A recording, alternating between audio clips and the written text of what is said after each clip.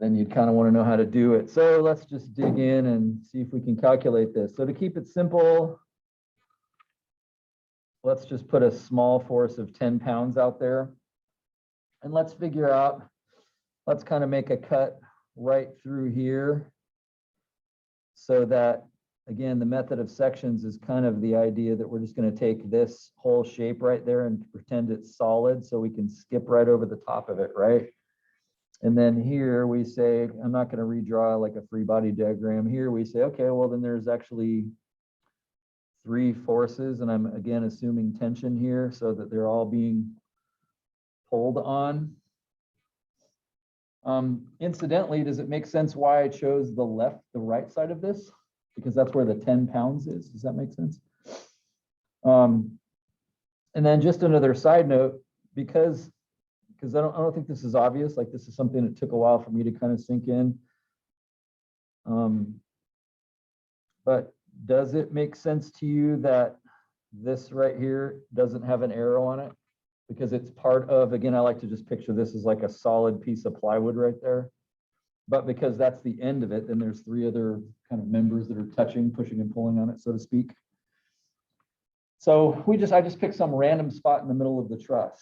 I put some thought into this before. I wonder what I did with it to keep the calculations simple. So the only other thing that I need to know then is just kind of what the relative lengths of this thing are. I need to know. Well, actually, I'll just do it live for you so you kind of think about it a little bit. Does it make sense to make my life easy? It would be kind of cool if this distance over here was a 3, 4, 5 or something like that. 3, 4, 5, like that's kind of what I would like it to be. So let's see, how could I do that? Well, I could make it really easy and say that, okay, well, then this is 4 meters tall. And since 3 would be to the halfway point, does it make sense the entire distance across the bottom then would actually have to be 6?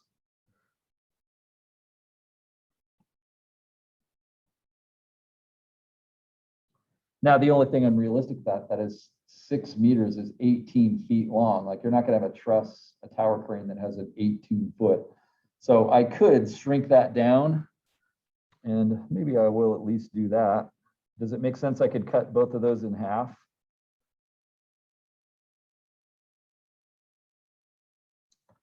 Four to 6, except for I can't seem to do division. This would be 3. And actually I could cut it in half again and make it 1 and 1.5, because even that's too big. The bottom is still 10 feet long, 3 meters.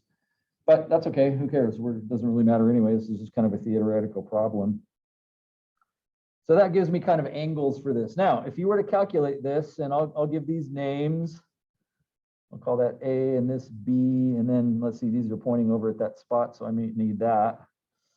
And again, for simplicity, I'm going to call this force 1, force 2, force 3. So what would you do first? You don't like pain. What's the easiest calculation you could make first? Moment around B would be good. Moment though is harder than some of the forces in X and some of the forces in Y. So is there some of the forces in X or Y that you could do? Why do you say Y? You're correct. Yeah, force 2 is the only one that can make a difference here with Y. So does it make sense you could actually do the sum of the forces in Y? I'm not saying you have to do this, but those are easier. And don't you have 10 going down and force 2 is going up? So does it make sense I have the orientation of force 2 correct? It would have to be up, whereas before I didn't even think about this. Incidentally, notice the sum of the forces in X, sorry, it's sideways, are both aiming left, so that can't be true, because they would have to actually be equal, and one would have to go one way and one the other. Does that make sense in order for it to be 0? What's the modification then for force 2 though? Because it's not actually going up. What percent of it or what fraction of it is going up? Yeah. 4/5. So if I add 10 to both sides, multiply by 5/4, I get 50 over 4, which is 25 over 2, which is 12.5. And the arrow is pointing away from the spot. So does it make sense that's tension?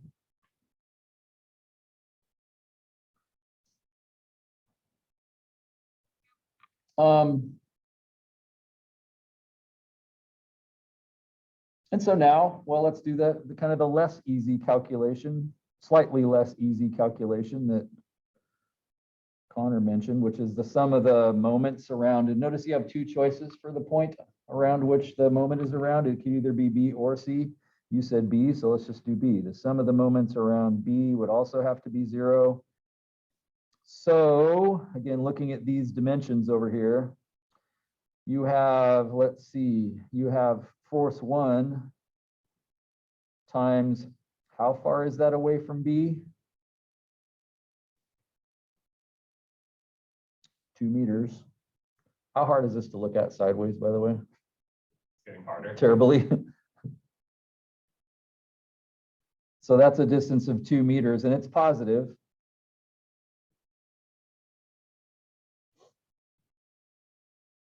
And so that's cool. And then, well, I guess the other two don't matter, right? Like they aren't anything. And so that's it.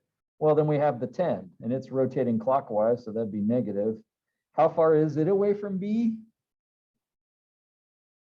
1, 2, 3, 4 of those lengths, and those were 3 meters, weren't they? So 12. You agree with that?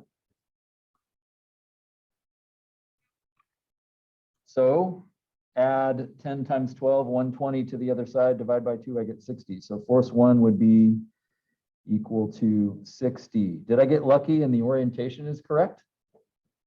I did, because I got a positive answer. So that was actually right. So that's 60 pounds. And therefore, because it's aiming away, it is also under tension.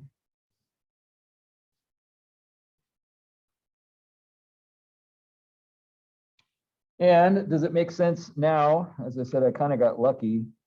I could actually go back to this one and sort of realize, wait, that can't go that direction. It's actually got to go this direction.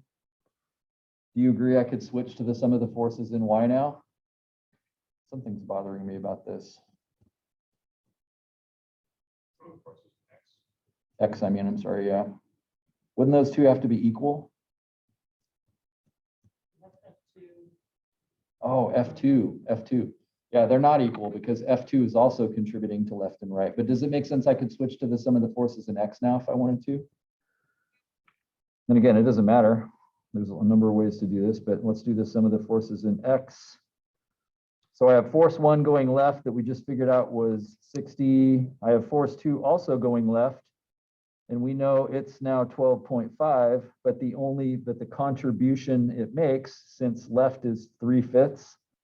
Again, blurt that out if you don't see that, but that'd be 3/5. And then I have force 3 going right. So I'm sure my orientation is correct because both force 1 and force 2 were aiming left. So force 3 has to go right.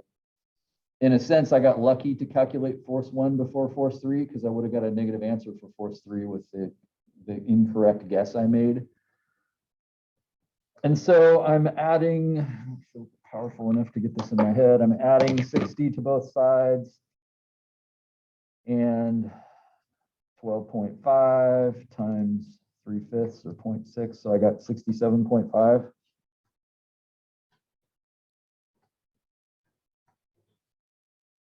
And because the arrow is aiming toward the point, that would then be compression instead of tension. And so great, there's all my forces. So whatever, that doesn't mean that much. But now let's go redo it. Let's go redo this again here. And now that I know the orientation they're in, does it make sense I can kind of draw the arrows correctly from the start? Let's call this A, this B, same exact scenario. That's force 2, this is point B. And we know force 3 is actually aiming this direction. But what I want you to think about, kind of before we get to this is how is this going to change? Like, are we going to get the same exact answers? In this case, we still have 10 pounds hanging down over here. So how's this going to change? What's going to change? Gonna have a bigger lever arm. What's force 2 gonna do? Think about that for a second. What's force 2 gonna do?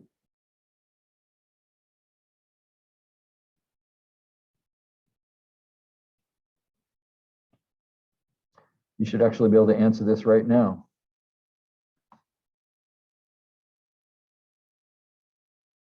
Force you're gonna switch. No, because it still has to aim up. Does that make sense? And up is tension. How's it going to be different than what we just did a minute ago?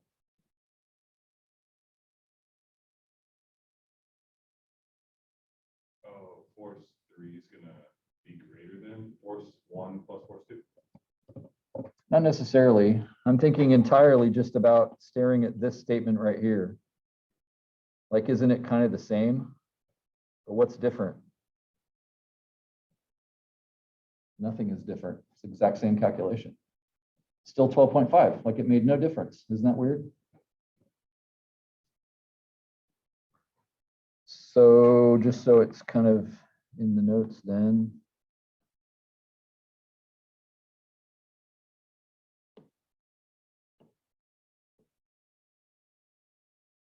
Still going to be 12.5. Makes no difference at all. I won't take the time to show you this, but oddly, I'm in the exact same location. This member right here will actually be in compression. I'm sorry, the one we're calculating, that will be in tension. But does it make sense? So since this one is pulling in that direction, does it make sense automatically this one would have to push against it? Because that's at this point right here, isn't that the only two forces that are affecting that joint vertically? So that actually means this one's in compression. So basically, this one's in tension, this one's in compression, this one's tension, this one's compression, all the way down. Is that kind of weird? They alternate like that? That's kind of interesting. But oddly, they're going to be 12.5, every single one of them, a tiny number. Yet, watch what happens when we redo the sum of the moments around B.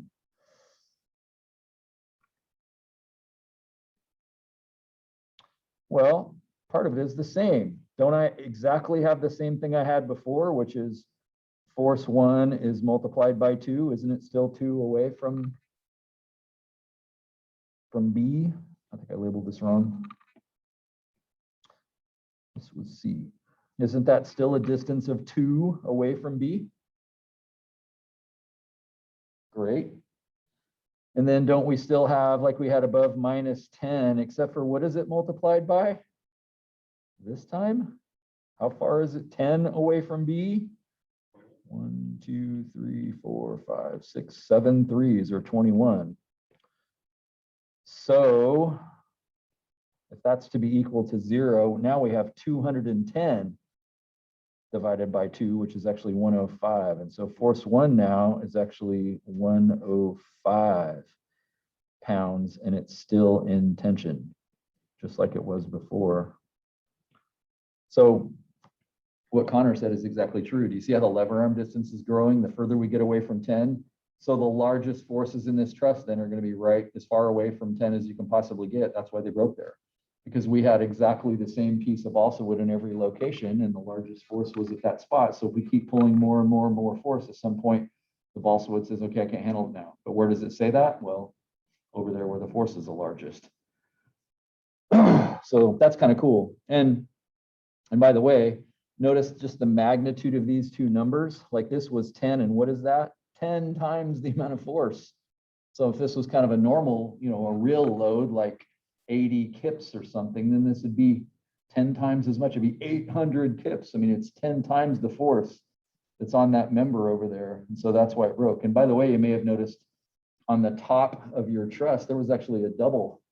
There was a double up there. So it was actually still broke there. Does that make sense? Which is kind of interesting.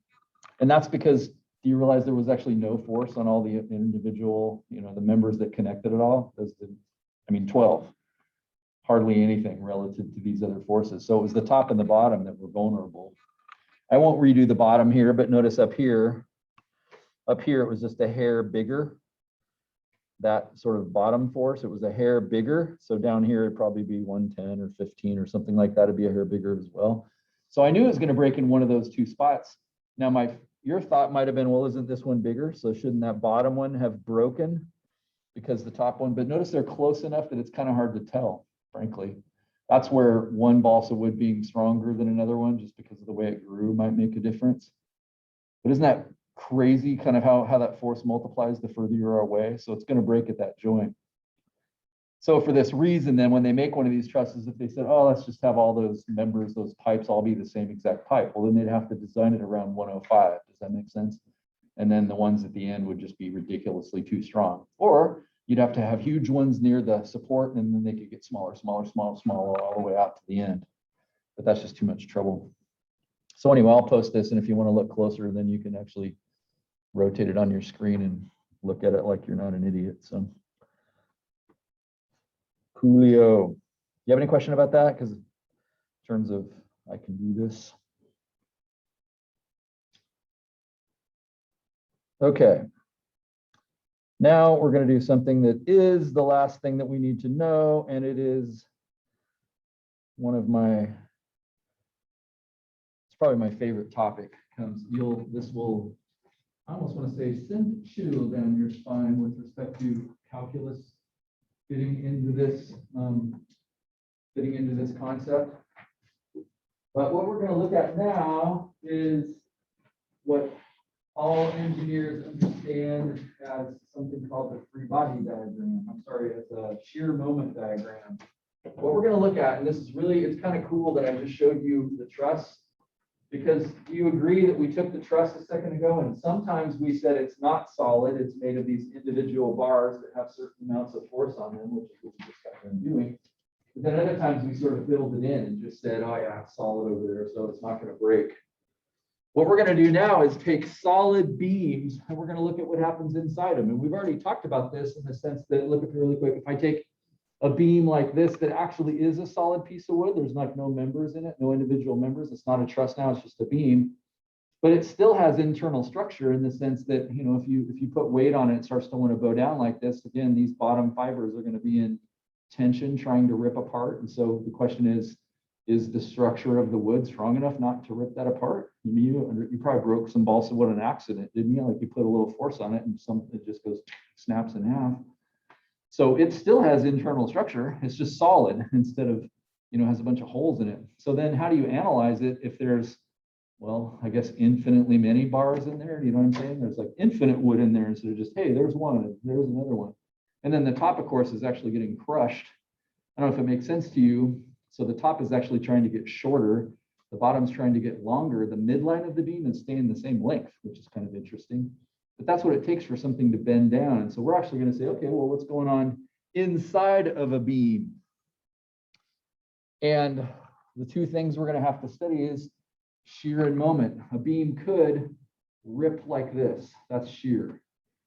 And that's what would happen right against the tower crane. In other words, if you had too much weight and the tower was just solid, like that's where it would rip. Well, let's just get into this. So save this for just a second, and let's look at the one that I just gave you. Let's just start into it. Let's just do a problem.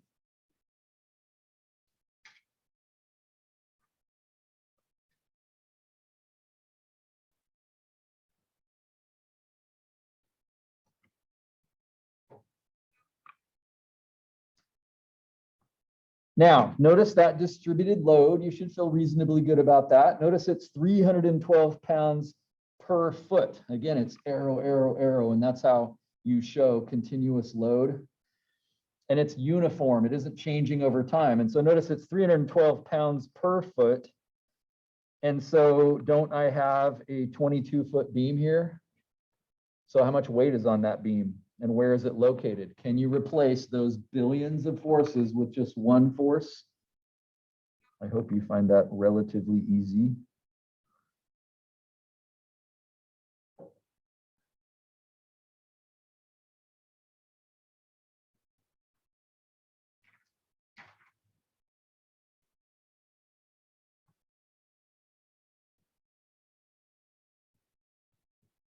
So since it's 312 pounds per foot, if I multiplied by 22 feet, then of course the feet would cancel and you just have pounds.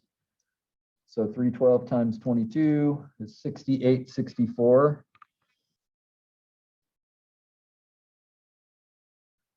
And of course, because this is a linear load, nice and straight, if you will, does it make sense? We know it's in the middle. We don't have to do calculus, or remember how a triangular load was 2/3 of the way over, like we're gonna have to remember that too. But we know it's right in the middle. And so if we're gonna replace that, we basically know we have this. This is our reactions right in this center. We have this 6864. And because it's perfectly in the center, does it make sense we don't even have to work too hard to figure how much reaction there is at locations A and B? It would be half that, wouldn't it? 34, 32.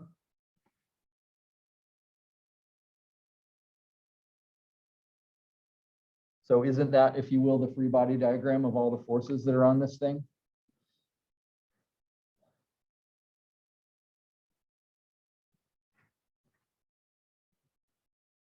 All of this is not new to you. But up to this point, we've assumed the beam was, as your book would at least call it, a rigid body. In other words, no problem. But can you appreciate if you did put that on a piece of balsa wood, the balsa would snap in half? 6,800 pounds is a lot of weight. Even a 2x4 would probably snap in half. Like, there's lots of beams that won't be able to do what that's asking it to do. Does it make sense? The beam has to be strong enough to resist that. So now we're going to look inside the beam and say, what's going on inside the beam? Will it be able to resist that force? Just so you have a sense of what these are, because again, I'm after conceptual understanding. Shear, which for some reason all engineers abbreviate with a V. A V for shear. What? Extra credit if you go figure out why someone picked V. Maybe there's a reason, maybe there's not.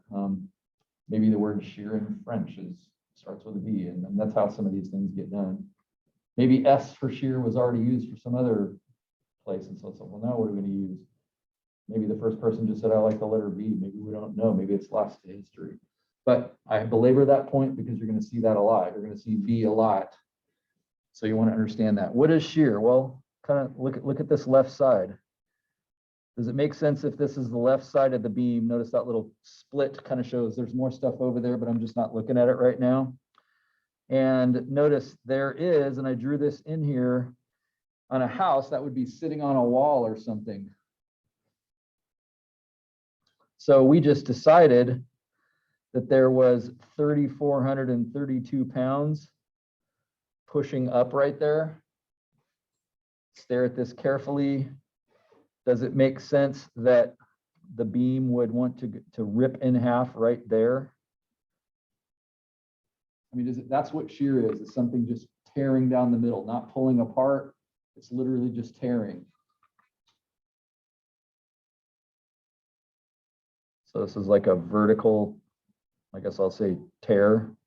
This isn't engineering words, but can you appreciate that that might not be able to handle that? If you took in your hand the other day, I can't really do this with this pen right here, but if you took the balsa wood and squeezed it like this, would you not be able to kind of move your hand and go snap it in and out? That would be shear. Are you strong enough to rip it axially? We'll talk about that later, but axial loading is this direction. Would you be strong enough to rip the balsa wood this way? I think you also would, but that's a different motion. So where this shows up in real life is kind of like, hey, I'd like to bolt these two plates of steel together. And so then you put a bolt between them. But does it make sense the two plates want to slide? And so could it shear that bolt off? Like that's where that word is even used in kind of everyday language. So that bolt could literally shear in half, just like a pair of scissors cutting it. One piece of steel sliding this way, the other one sliding that way. And the bolts are there to keep it together, but that bolt could shear off. So shear is kind of like a vertical tear right through the material. So that's what shear is. Now, does it make sense balsa wood would not be able to handle that much shear? So that's something we got to look up on a website. How much shear can a 2x4 handle? Can it handle that much shear? If we're going to put a beam there, we got to make sure that that's the case. And not only that, how much shear is there? Like if we move through the beam, is there different shear in different locations? It turns out there is. There's actually a different answer for the shear at every single location across the beam which is actually why we have to make a diagram of it, because there's actually thousands of answers for different shears. What about moment?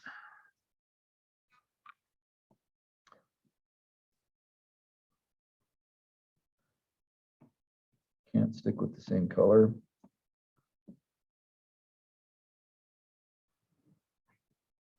What about moment? Fortunately, we've already been using that. And fortunately, it's abbreviated with an M, which kind of makes sense. But this is where you say, yeah, but if I do put this weight on the beam,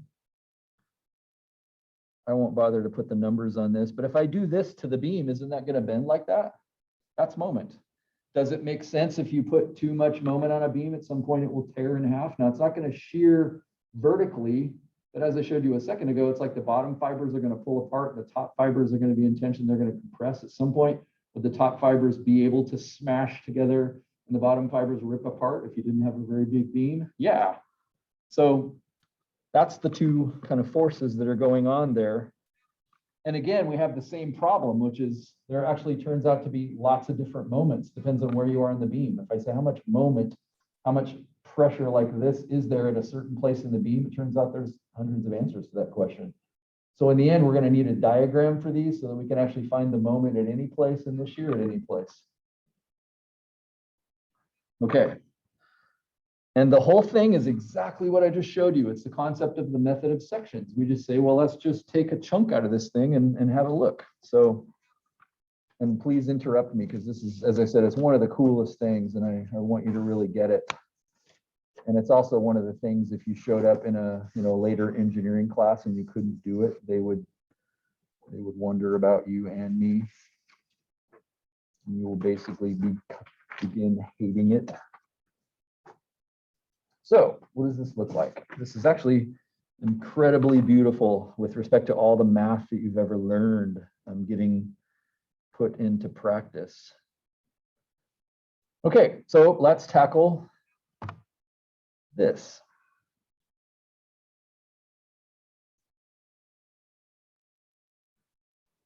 We just did the method of sections on a truss. And if I say the method of sections here, you should think, how can we do that? Because there's not individual members, it's solid. But we're going to do the same thing as we just did a minute ago. I need a free body diagram. And I could choose to do this on the left or the right, but I'm going to choose the left-hand side. And so we have our force right here of 3432 pushing up. But then the section, didn't we kind of just say, oh, let's just chop the beam right here? Well, we're going to do the same thing here. I'm going to chop this beam. If you want to learn I'll do this actually good this time. This is how you actually show something is split, that it continues. Kind of two little V's back and forth. And where am I going to put that split? Well, would you agree in our last problems, we chose it very definitely, like one was at 12 feet, one was at 21 feet, right? Where is it this time? Well, this time it is at a distance of X, because we can't just chop it in one spot. We have to chop it in every spot, because we got to find the moment in one place, and we got to find the moment in another, and another, and another, and another, every place, basically. We need all the moments in every single location in the beam. We know all the shears. And so X, it's just kind of good to note, X is going to stay between 22 and 0. Does that make sense? I need it to go everywhere. Isn't this the kind of thing we've been doing in calculus? Since this is a 22-foot beam, I actually need X to be everything from 0 to 22, including the decimals. Like, this isn't even 1 foot, 2 foot, 3 foot. It's like 2.6789 feet. Like, I need every single one of them. So, how your first thought should be, how are you going to section it that many places? Like, didn't we just section the truss 2 places? And that took a little time, but it's like, how can I section it a million places? Like, that doesn't make any sense. Well, what we're going to do this time is try to write an equation. We're going to write an equation for it instead of saying 1 time X was 12 feet and then it was 21 feet. Well, now X is just going to be X. We're just going to leave X in it. And then we're going to draw a graph, which will show us every shear. And by the way, does it make sense shear is up and down? So that's like the sum of the forces in Y.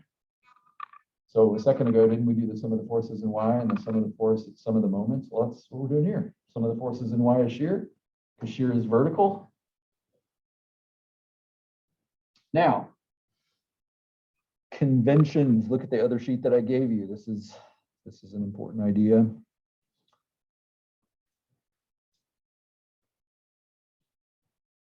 So I won't explain why this is right now, but there's some conventions about signs, because if you slice, notice I chose to look at the left side of the cut, but I could have done the right side. Because I chose what you want is if you did it left or right to get the same set of answers. What you don't want is if you do the left side to get kind of a negative number and if the right to get a positive number. I mean, I'm going to get the same answer, and again, you'll understand more what I mean by this in a minute, but this turns out to be not as simple. Like, you kind of have to think about it a little bit. Well, take a look at these shears, for instance. Do you see how this is us? This is kind of the left side cut. And so what did they do to draw in the shear force? Remember, that's just a force. That's like F1. If it's on the left side, then you draw the arrow down by convention. If your cut is on the right side, then you actually draw the arrow up by convention. By doing this, you would actually get the same answer whether we did it left or right.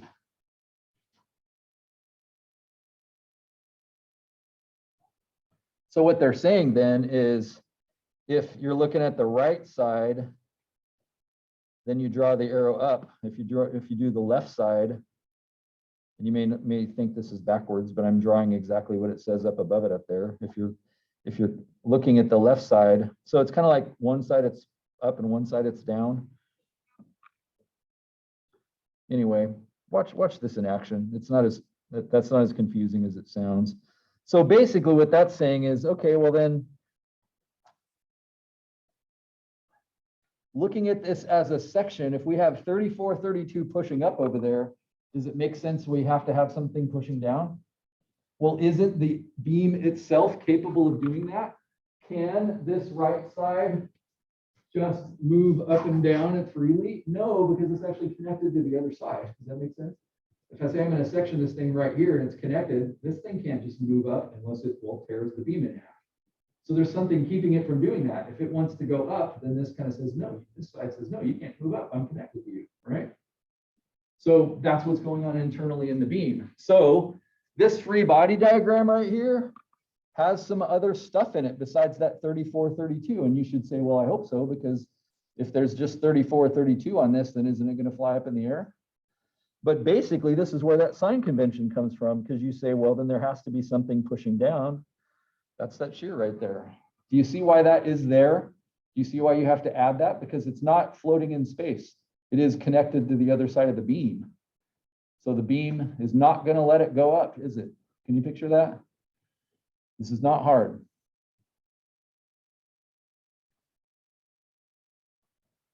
Secondly,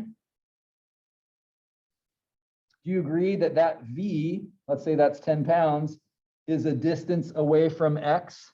And therefore, with respect to moment, isn't this side going to want to rotate that way?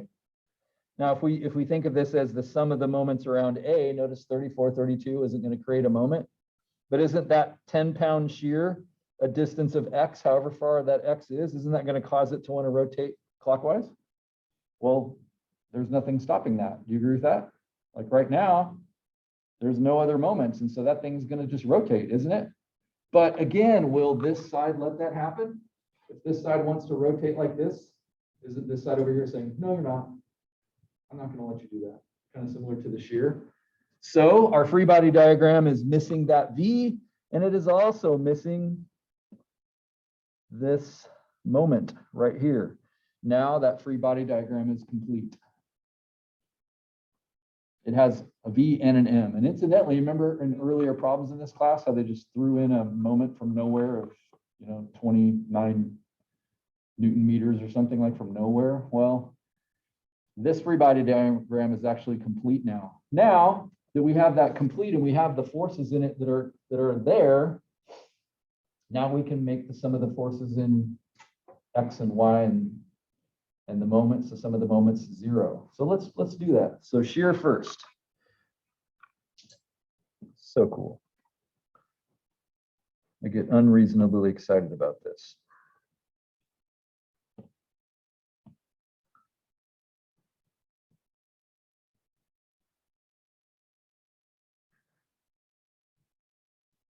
shear, which is really just the code for the sum of the forces in Y.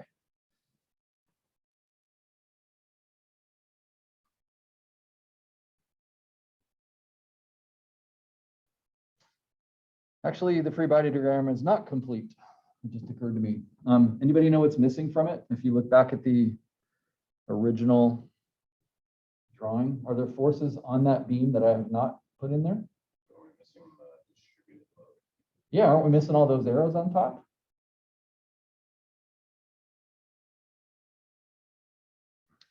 So, oops.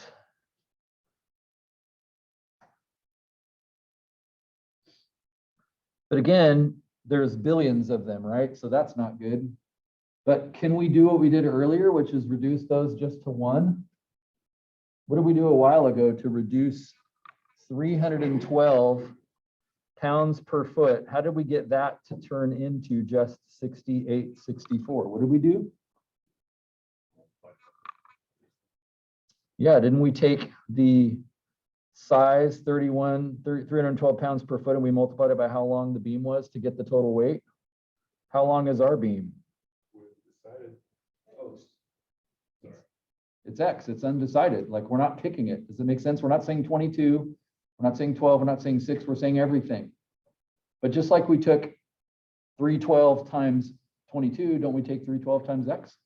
However long that beam is, don't we multiply them? And so then I can replace, I almost don't want to erase this because, so then I can actually replace this with 312 times X. Do you agree with that? So my free body diagram was not complete. Now it's complete. And this would have been a train wreck had I forgot that. Because I'm missing forces that are acting on it, right? And that's not hard to do. And I did that on accident, not on purpose for your understanding. I did it because I'm dumb. That's easy to overlook. So this piece of like section that we're calculating could be anywhere from like 1 to 21. Exactly. Right. Yeah. And to be more calculus-like, it can be anywhere from 0 to 22. And does it matter? I guess it matters that we are looking at the left side. Yeah. Are we gonna have to calculate from the right side as well? No, you actually can pick one and you'll get the same answers either way. Oh, okay. I may take the time to show you that, like when we get to something a little more complicated. Okay, so you should now be able to say the sum of the forces in Y equals 0. Like do that on scratch paper. I want you to see that this is, you already know this. It just feels weirder because you got some letters in here instead of numbers, but add up all the forces that you see there in Y and set them equal to 0. It's no different than it's ever been.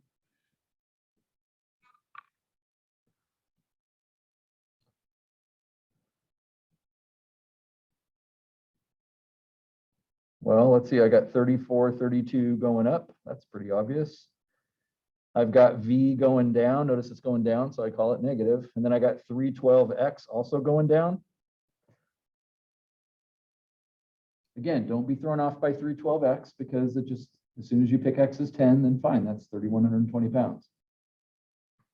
But what's cool about this is we don't have to throw this in just yet. We don't have to pick one spot and say, what's the shear right there?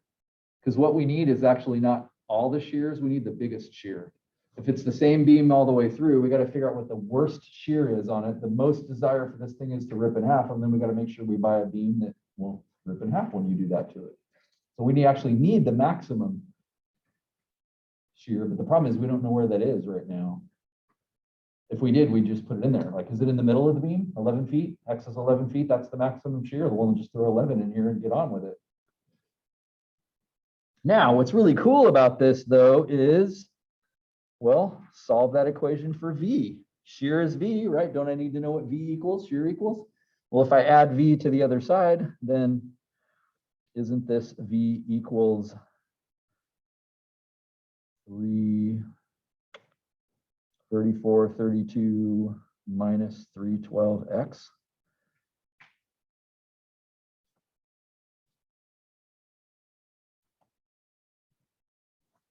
So that's every shear on the beam. Now I want you to think for a second, where's the maximum answer to that? Is it when X is 1? X is 2, X is 3? Play with that, get your calculator out. Do it, don't think too deeply. Don't think calculus, just start sticking numbers in. X is 1, X is 2, X is 11, X is 21. Where's the biggest answer for shear? What's the biggest V? In other words, V max. Caveman, just play around with it.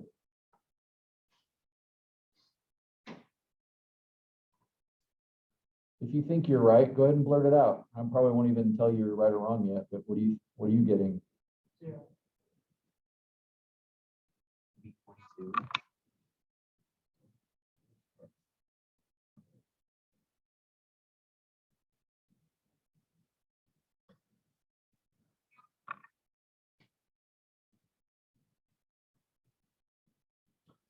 Did you put 11 in? What do you get if you put 11 in? Very interesting. That'd be the middle of the beam, right? 0. You get 0. There's no shear in the middle of the beam. You mean in the middle of the beam, there's no desire whatever for it to rip like this? Yep, it turns out to be the case. 11 is actually no shear at all. In the middle of the beam, there's no desire for it to rip in half. So that's the worst. That's the minimum, middle of the beam.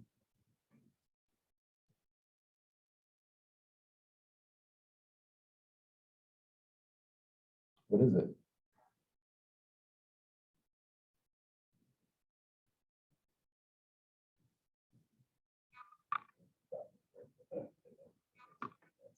What's the location? 0. In other words, right where that huge heavy support is. That's kind of what I drew a minute ago, as a matter of fact. Like here you are, 3,432 pounds pushing up right there. That's the most likely place for it to rip in half. The more you move out in the middle of the beam, kind of the further away that 3,432 gets, and it isn't as big. And so if it's going to rip in half, it's going to rip in half right where it's being supported. Yeah. So that's kind of cool. Now, interestingly, what happened when you put in, so when you put in 0, you got 3,432, but what happened when you put 22 in? Did you do that yet? You get the same exact answer, but it's negative. So that's kind of interesting. That's exactly why the sign convention thing is a thing, because it's the same answer, but it's almost like over here. See if this makes sense to you. Over here, it's kind of like that side went up, and then over here, it's like that side went down. You see what I'm saying? It's still 3,432. It's kind of a question of like, which way did it rip? Did it rip this way or did it rip that way? Did it rip up or did it rip down? Well, it's the same thing. Those sign conventions are basically saying if you look at it one way and you put the V arrow up, then you'll get a positive answer. But then if we have this sign convention over here where it goes down, then we'll still get positive 3,432. That's just the feel of like why somebody thought that was worth the trouble. So that's kind of interesting. Now, the other thing I want to take a second look at is, do you agree that's actually an equation? Like you could actually, isn't that a line? Y equals mx plus b. And our line only lives again from x is 22 to 0. So in the end, why you draw a shear diagram is because maybe you're not, do you agree that we just, where's Desmosa? Oh, I don't have this as an app on this. Yes, I do. Where is it? It's right there. The reason you draw a graph of this is because then you can see where the maximum is. Like a second ago, I had you just play like a caveman and stick different numbers in. And we ultimately figured out 0 and 22 were the locations. But does it make sense if you made a graph of this, you would have every answer? Remember, there's a billion different shears on this beam because it isn't just 1, 2, 3, 4, 5, 6 up to 22. It's all the decimals in between. So if I go in here and say V, I think I can type V in here. If I say V equals, this calculator lets me do that. What do we say? 34, 32, is this it? Yeah, minus 312. Minus 312. 312x, is that right? Yeah, 31. Something wrong with the 2 on this calculator. It's like it never shows up. How come I don't see the graph?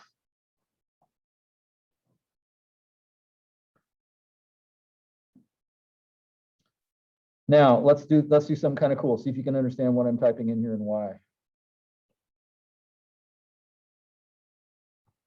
Why am I typing this?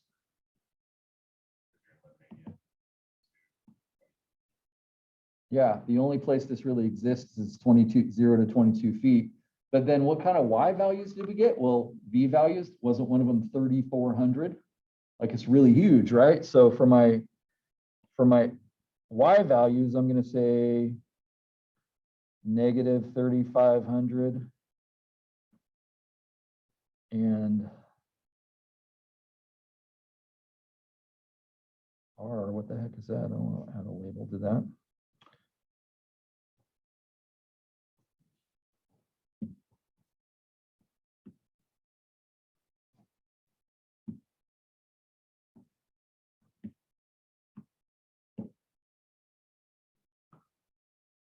I don't know how to get rid of that. Oh, well, I don't care.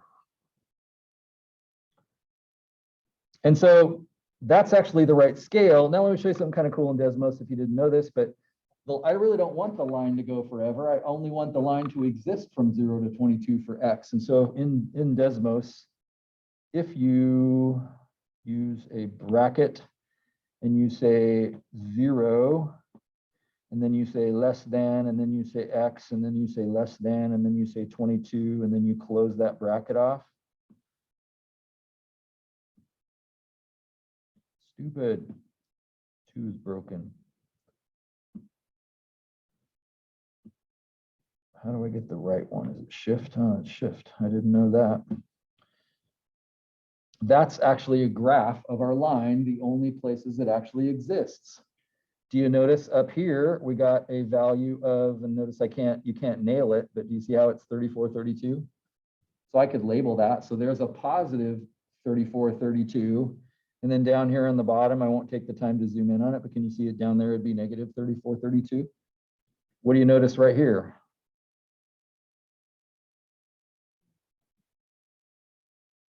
It's actually 0 at 11. So do you see what's cool about a graph is you're actually visualizing now a billion different Y values or shears. So on this graph now, I can look at it and go, oh, look at that. Where's the biggest one you see? Where's the largest one you see? Well, isn't it up there at the top or down at the bottom? If you put in the second line X equals 22, I guess, would it give you a cross section that you could put? Yeah. The other thing, yeah, so you could actually make it work like that. So you're right. Let me see.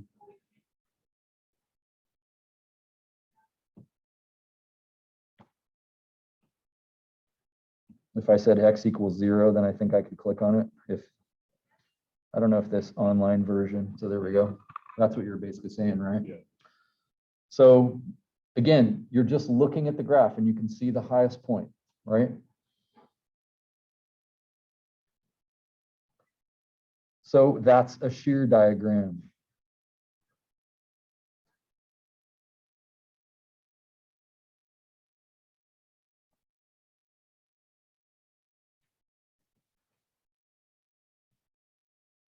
I'll just draw it super quickly. This was at 11 feet. This was at 22 feet. That's at 0. This is 3432. This is negative 3432. That's just kind of an ugly diagram of it. So now that I see that, I can see, even though before we were able to get it by guessing and checking, I can see that the Vmax is 3432. And I think this is a good time for me to show you something. I've shown you this kind of stuff before, but let me go into BC Calc.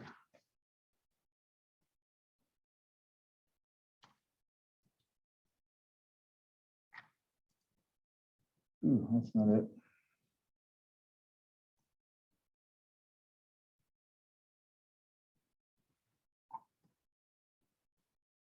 I didn't spell calc right. BC Calc.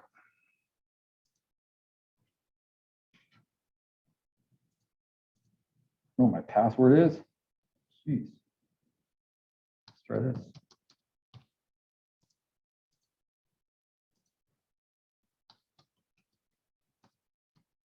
try this.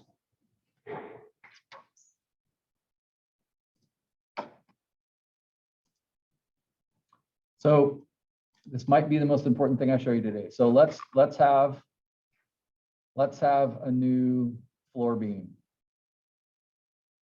Here's what I do to design a beam every day, and you're now actually starting to touch the finish line here, like in terms of understanding what engineers do. Okay, fine. I have a 14-foot beam. Notice up here in the drawing, it shows the beam, the exact same thing we've been doing. And it shows it's 14 feet long, has a couple of supports on each side. Cool. All right, I'm happy with that. And settings, let's put, for no good reason, no, that's fine, just leave it 16. 16 feet of tributary. For loads, let's put, this is actually a roof load that I'm putting on it right now, but that's fine. 15 pounds a square foot for the dead load, 25 pounds for live load. So now it actually has a load on it. Do you see what just appeared up there? See all those little arrows running across there? Like this is the thing. That now has load all the way across it from end to end. And again, just so you have a sense of it, that's 40 pounds a square foot. But remember I said there were 16 feet of tributary on it, which means there's a stripe. Each foot of the beam has 40 pounds times 16 feet on it. So there's the beam and it's all loaded up. And so now this is all I have to do. Now I just say, okay, let's go stick a beam on it. So I'll choose this one. Let's pick a 3.5 by 9.5 Versalam. Is Versalam the company? No, it's a plywood design. It's Boise Cascades. I'm sure they have a patent on that. I think other companies have to call it. So Versalam is Boise's name, but LVL is the generic name, like Kleenex and tissue. Kleenex is actually a trade name, but tissue is what it is. So their trade name is Versalam, but the generic name is actually LVL, laminated veneer lumber. Do you see all the red? That just means fail. Like I don't even have to do any of this math. So, okay, the only thing I can change is I can't say, well, let's make the beam shorter. I can just choose a bigger beam. Wait, so when it says it failed the moment, does that mean it's going to snap in the center? Yes, that's exactly right. You see how it failed in moment, but it was okay in shear? It was only 52% of what that beam is capable of in shear. And notice it says, what does it say in front of shear? Oh, you're saying the pounds? Just the word end. Isn't that what we just discovered? Where's the shear? It's at the end. That's where it's going to break because it's supported on both sides. So the end shear, and you just calculated this. And I did a different beam. Incidentally, I could go stick the exact beam we just did in there right now and get the same answers. But notice it says that particular beam will have 3,837 pounds of shear at the end of it. But then next to it, it says, oh, that's only 52% of what it's capable of. So it must be capable of like 7,600 pounds of shear. And so no problem. So it passed in shear, but moment snapped in the middle. So, and notice it failed by, well, not very much. Did you notice that? Only 108%. It's like barely didn't make it. So let's take it up a notch then. So this is all I have to do. I have to say, okay, that one's not big enough. Well, let's just take it up to the next size. Ding, we're done. Notice the two top calculations, moment and shear. That's what we're studying right now. How often do you see shear fail in moment succeed? Almost never. Shear, they're strong enough in shear, but not necessarily in moment. Most of these actually fail. Look at the highest percentage there. Can you see that okay? Yeah. Do you see how total load deflection is the highest one? Deflection is just how much did it bend down. It was level. You put all this weight on it and it went down an inch. That's shear. Notice, I'm sorry, that's deflection. Notice it's saying it deflected 0.6 inches. So that means you put the beam in there and everything is hunky-dory and it's straight. And then you put all that load on it and it went down 0.6 inches. So deflection actually fails not because the beam's going to break, but just because it's unacceptable. If you walk across the floor and the floor is like kind of bouncy, that's deflecting too much. And people don't like the feel of that. Plus your dishes crack and all those kinds of things. The maximum deflection is actually 1 inch. If it goes over 1 inch, it will fail quickly because this is just so powerful. Let's. Over 1 inch. Oops, I just clicked the wrong one. That's the same one I did before. Like, yeah, is that just the standard? You see how it failed right there? It failed in total load deflection. I actually don't know why, because it says 0.706. I thought I would have said a little over 1. So I won't figure out what's wrong there, but it's basically saying it fails in deflection. That does not mean the beam's going to fail. It just means the standard in the industry is not to let stuff bend more. And the other part of it is like sheetrock in the ceiling, like if it goes down, it'll crack the sheetrock. So remember, sometimes those loads come and go, which means the beam's actually going dong, dong, dong, dong all the time. And so it'll actually split the sheetrock open. That's kind of the idea. But do you see the two calculations? There's only 2 calculations there that mean people die. It's moment and shear. That's what we're doing right now. Now, did you notice I didn't have to understand any of the stuff I'm teaching you right now to use that software? Again, I think as a math teacher, that's kind of a bummer, but I think as a person that uses this and makes mistakes, I think that's the best thing ever, because I'm done quickly and I don't screw up. I don't get sued. So you see why shear and moment are so kind of powerful?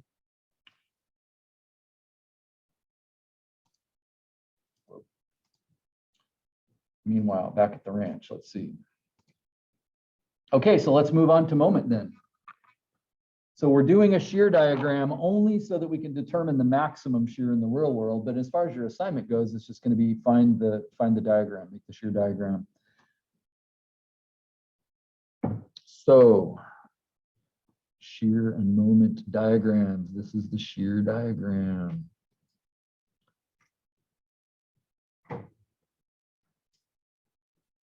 Now, here's where it gets super interesting, which is the moment. What about the moment, which was in green? And of course, the moment will be, it's nothing new. It's like the sum of the moments. We had to be told, we had to learn that shear was the vertical force, but we already understand the sum of the moments. Can you write the equation for the sum of the moments there?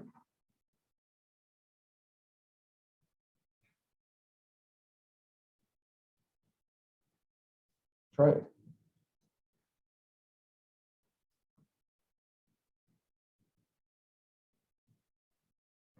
Impossible without an accurate free body diagram. I forgot 312x a minute ago, and that would have screwed up my shear because that was a vertical force, and it's also going to screw up my moment. That would have been a bummer. So were you in moment around A? Yeah, around A. Good question. That's not automatic, but in this case, it makes the most sense because it gets rid of one of our forces. It gets rid of 34, 32. And also that M out there is assumed to be around A.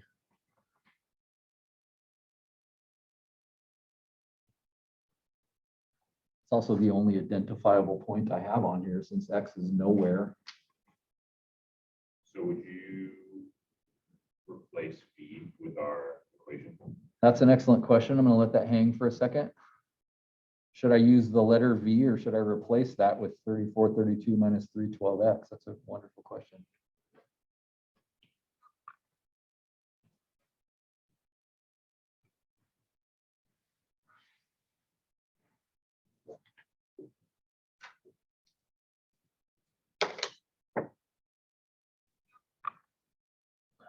All right, I'm catching up. Do you agree that M is already a moment? Like the green M in this free body diagram, that's not a force, it's just already a moment. That the other side of the beam that's chopped off is providing. Incidentally, let's take a quick second and stare back at that sign convention sheet.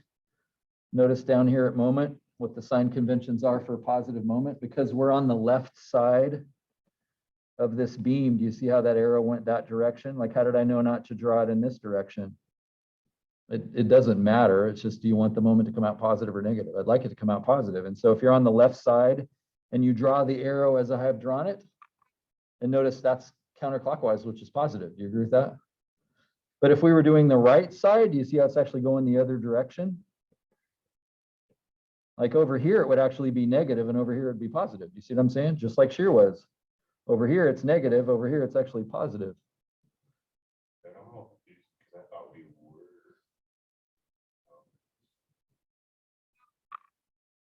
were. So the question really comes down to this in that bottom photograph right there. Does it make sense if you have a beam, it could be going like this, but couldn't it also be going like this? So, part of me wants to say, well, that's positive. this is down, that's negative. But does it make sense? That's not how we think about moment. It's like it's rotating counterclockwise or clockwise that we've made up a sign convention. So what is this saying down here? It's basically saying positive moment. It's saying if it goes like this, we're going to call that positive moment. There's not a right answer to this. It's just if it goes up, let's call it negative. If it goes down, let's call it positive. You don't really need to know too much off this sheet. You need to know really this. And we'll wade into this a little bit. You need to know this because that's a left-hand section and a right-hand section. And you need to know this because that's a left-hand section and a right-hand section. But even then, you don't get it wrong. You just get a negative answer instead of a positive. So this is just a convention to avoid hassle. So for that reason, that's why I drew that arrow the way that I did there. Because we're doing a left-hand section. Okay, so moment is, well, isn't that counterclockwise? That's positive. That's why I called it positive M. But what's V doing? Well, isn't that rotating it negatively since it's clockwise? How far away is V, the force V from A? X.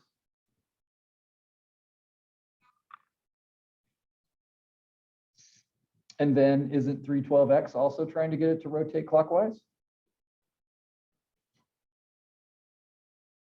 Remember, 312X is just a force, just like V is the shear name for force. So we're just not generically calling F force anymore. If you see V, you still know it's a force. It's just, oh, that's a shear force. That's a special kind of force. So 312X is not a moment, it's a force, right? How far is it away from A? Exactly, isn't it in the middle? Because that's a uniform force. If it had been a triangular force, it wouldn't be in the middle, would it? We'll have to tackle that Thursday probably. But it's right in the middle. So isn't its distance half of X? And that's it.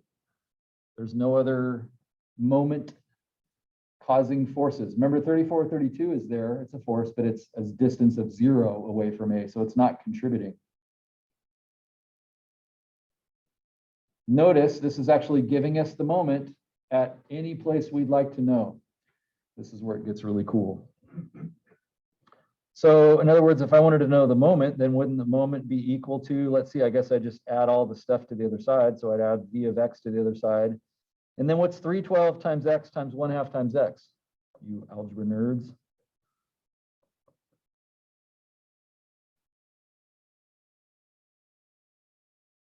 Half of 312 is 156, and I have to add it to the other side. So it'd be plus 156, and then is an X times X, X squared. You agree that's the moment equation? Now, anybody have any thoughts on what Connor asked? Should I replace V with, well, if I know V is 34, 32 minus 312X, should I replace that? The answer is yeah, because if I do that, then I'll have the moment just as a function of X. Does that make sense? I don't want to have V. I don't want to have a separate letter in there. So that's exactly right. If I came back and inserted in place of that 34, 32 minus 312X,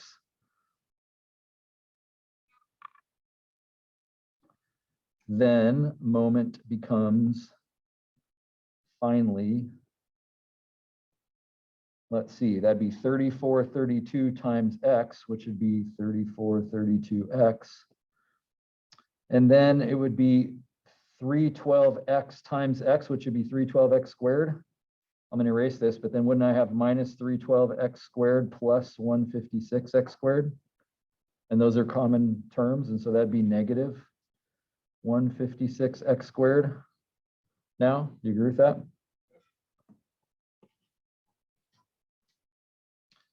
So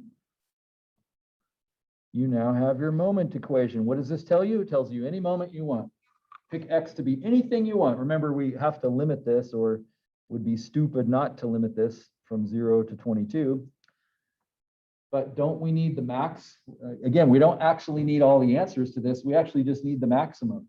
Now, maybe you remember this from your algebra days, my friends, but what kind of a graph is that going to be?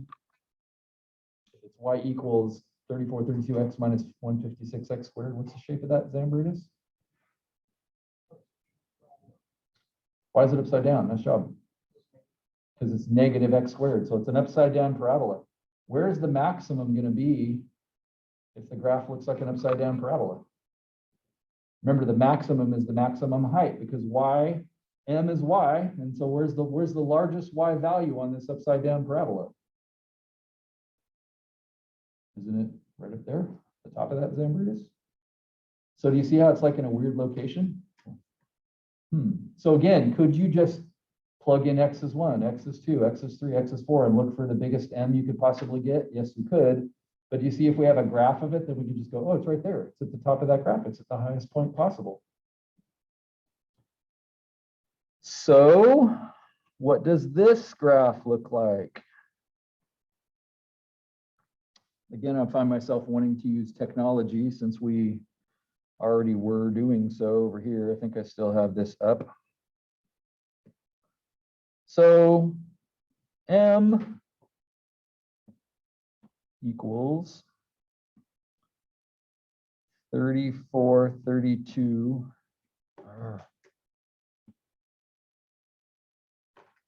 X still didn't show up. Great.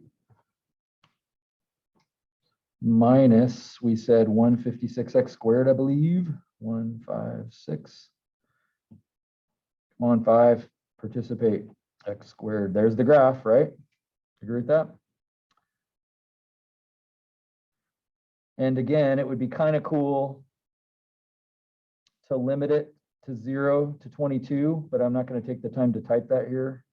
It's not as easy. I don't think I can copy and paste with this app because this is an app. This isn't the internet. Do you agree that that maximum point right there, will this tell me what that point is? Yes, it will. Isn't that my maximum point? Notice where it is. Where's the biggest moment possible? Exactly in the middle of the beam. Does that kind of make sense, actually? If this beam was bending down, wouldn't it kind of break in the middle? Isn't that the place that's got the worst amount of desire to bend on it? It kind of makes sense it'd be there. Interestingly, also, the minimum shear was 0 at 11, but then that's also the maximum moment. Isn't that weird that the middle of the beam has no shear? It has the biggest moment possible. 18,876. Woo, man, that's a big number right there. So again, that's something you could look up in a chart. Let me see if I can do this quickly because this is just such a powerful summative moment in our thinking. I think I have this chart someplace. I just don't know if I remember where it is. It's weird that shear is so specific. Like I think if I watched beam break under moment at dead center, I would literally just be like, oh, that's shear. That's shear. You know, I would use the word shear almost. Yeah. Just because of the way it looks like. Yeah. Like, oh, shear, but it's actually really different. That's an excellent point.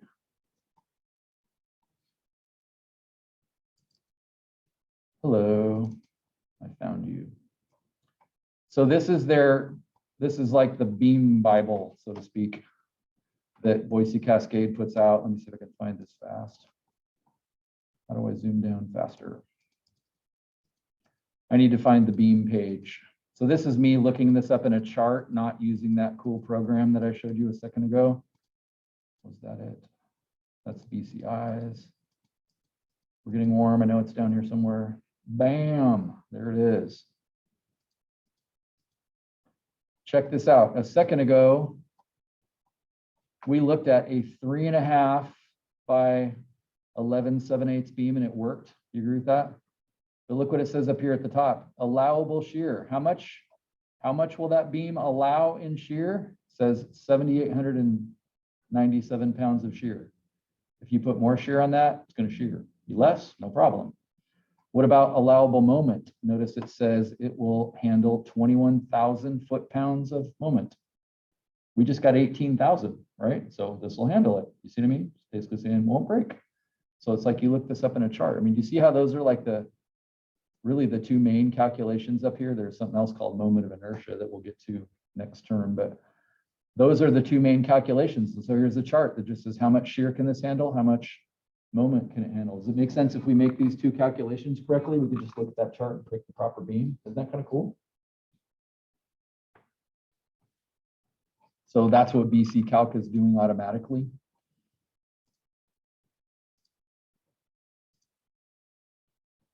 So do you see why we needed a diagram for this to find that location up there? Like that wasn't obvious, was it? 18,876. So here the graph went from 0 to 22. That's actually where it landed. So if we were to do this ourselves, instead of, doing the dummy way of like plugging stuff in, we would just take the derivative and set it equal to 0. Nice. Like, don't you have cool calculus ways to locate that? So you could take the derivative of that equation and set it equal to 0, and then you could actually find that location. Was it 18? Anybody remember 18,876? So M max is the only reason we drew the diagram.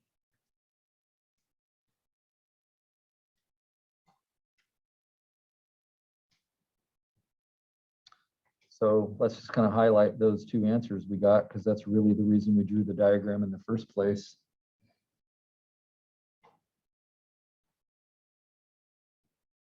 So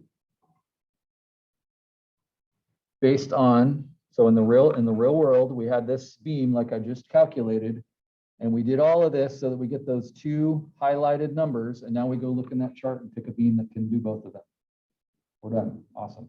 With a little factor of safety, right? Like we don't want it to be too close to biting the dust. Now, wait a second. You just said if we take, does everybody understand what Connor said? Like, don't we have a calculus way of finding the maximum of something that's kind of cool and curved? So let's just do quickly what, and there's something here that should send a chill down your spine. So let's take M prime from Calc 1 and set it equal to 0. So who can tell me or remember, how do you take the derivative of 3432x?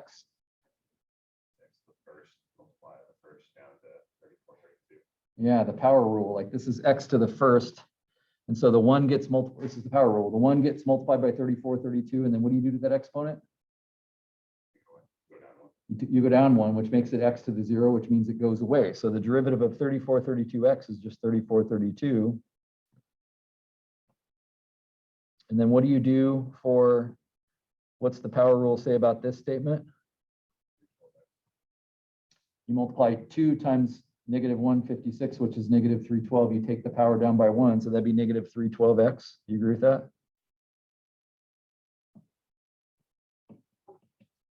And you set that equal to 0, which would mean 3432 equals 312x.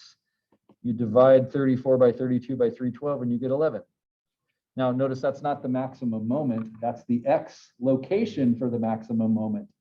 So that would mean you'd have to go back to your original equation, m, not m prime, stick 11 in there.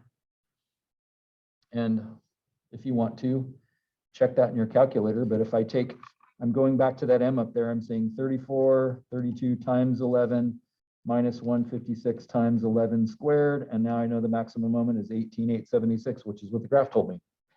Isn't that cool? Because that's powerful. Like all the math you've studied, suffered, maybe even hated a little bit. You probably wouldn't have made it this far if you hated it, but it's like, man, that's amazing. Like we're not finding the maximum now of something kind of stupid.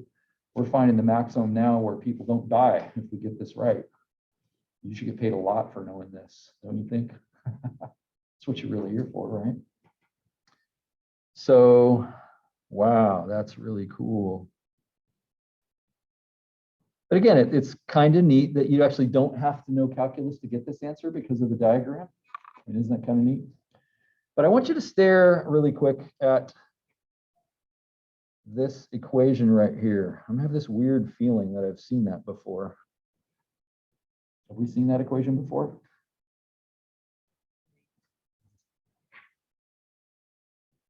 Where have we seen it before? Oh, that's our shear. It's the shear equation. Is that a coincidence? Answer, no. Now, the shear equation was 0 at x is 11, right? But the shear equation is the derivative of the moment equation. So it's like wherever the shear is 0, that's where the maximum moment is, thanks to calculus. That's just mind-blowing. So it turns out shear and moment aren't just two random unrelated topics. They're related because of calculus. They're a derivative off of each other, if you will. In other words, if you were, I don't know, lazy, in a hurry, that was kind of a lot of trouble to make that moment equation. Does it make sense I could have just taken the integral of the shear equation and that would have just given me the moment and I didn't have to draw any pictures? Holy crap, that's amazing. I have a chill going down my spine right now and I already knew this. What's that? Is that always true? It's always true. Right, so you said take the integral of the shear equation to get the moment. Because of the, Yeah, so let me write that down while you're trying to get that in your brain. Huh. This is actually equal to V. So you're saying if I take the derivative of the moment equation, I'll get V? Yes.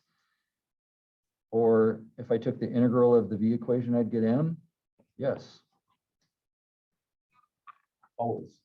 Unbelievable. So I'm just take the derivative of the shear equation. Man, you ask good questions. What's the derivative of the shear equation? What's V prime? Just staring at it right there. Oh, that's the force.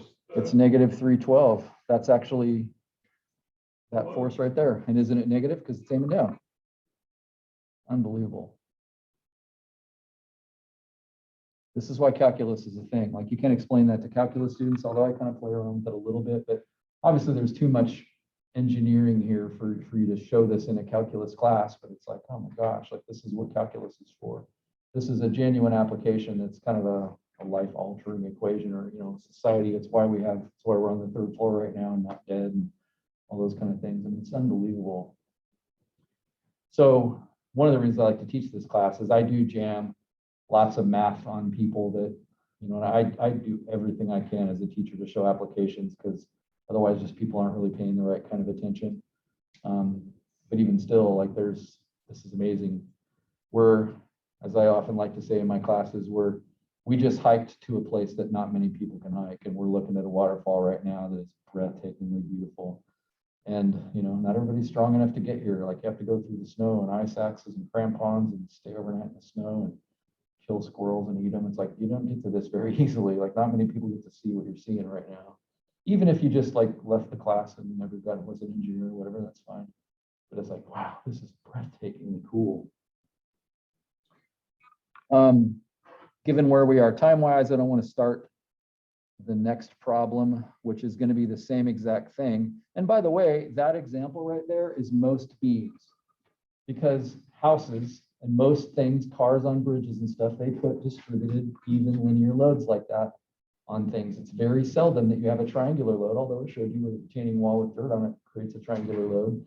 That's our next move. And I'm going to hand this to you now just because I want you to think about this kind of going out the door. But could we repeat this process for a triangular load? Saw that BC Calc had a triangular load. So Yeah, there is a triangular load in BC Calc because it's the thing. what were the pyramids though? The like upside down pyramids? Like what would those represent? That's kind of 3D, you mean? In BC Calc, there was one that was like a 2D pyramid, and then there was one that showed like if you were to go down the line with multiple upside down pyramids. I won't have to stare at that. Off the top of my head, I don't know. It was right to the left. Because you clicked on the square or the cube. Yeah. Oh, this. No. So go back to like you're creating a beam, I think. Or when you were putting the loads on. Because you did cube beams or something, because you wanted the loads to be all over. Oh, yeah. Different kinds of loads. Okay, so Yeah. two left. So this one is a point load where you have like a post sitting on the beam from above. So it just has one load. It doesn't have a whole bunch of them.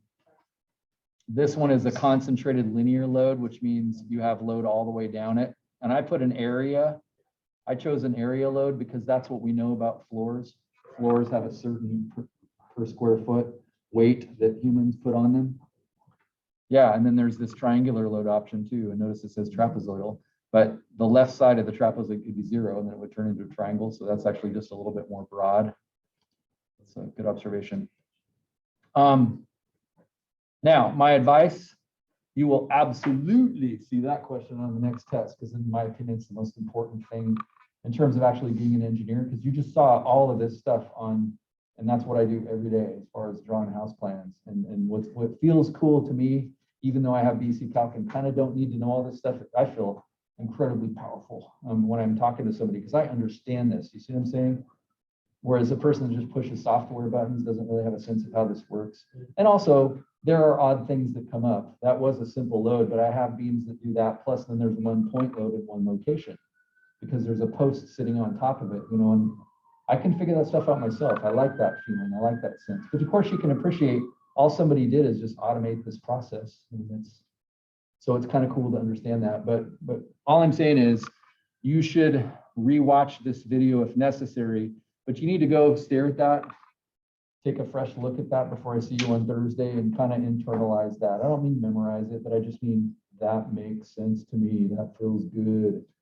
For the sake of this class, I could repeat this a couple weeks from now when we take the test, but if you understand this, you'll be successful in your classes that follow this. And I would say most people don't leave this class having that. They don't leave this understanding it. They might kind of survive it, but they don't really get it. And I think you can see from what I showed you today, this would be one of the things you would not want to miss if you were actually going to do engineering. So go pour over that, because what I just handed you, that triangular load thing, we're going to do that tomorrow. And it's really cool what equations, Thursday. It's really cool, the equations that come from that. Notice in this case, we got a linear equation for the shear, and we got a quadratic equation for the moment. And so what happens when it's a triangular load? It's even more interesting. And we get a really crazy graph. Those are fairly straightforward graphs, a line and a parabola, symmetrical parabola. But we get some really wild graphs when as soon as you start making the load cool. If you add a point load, or if you have a triangular load and that kind of thing, you get some really amazing free body diagrams. And for that reason, it's actually not very easy to locate where the maximum shear is. Remember, that's the only reason we're doing this, is maximum shear, maximum moment. That's why we're making the diagram. But you'll see this again. You'll get taught, this is so important that you'll get taught it from scratch in some class after this. And it'd be my goal that you're like, this is easy. Like, I already got this. And you'll, if you kind of ask around the room, I bet you're like 10%. 10% of people will actually already get this, and won't be surprised at all if you're the only one, actually. Okay. Stop speech, stop recording.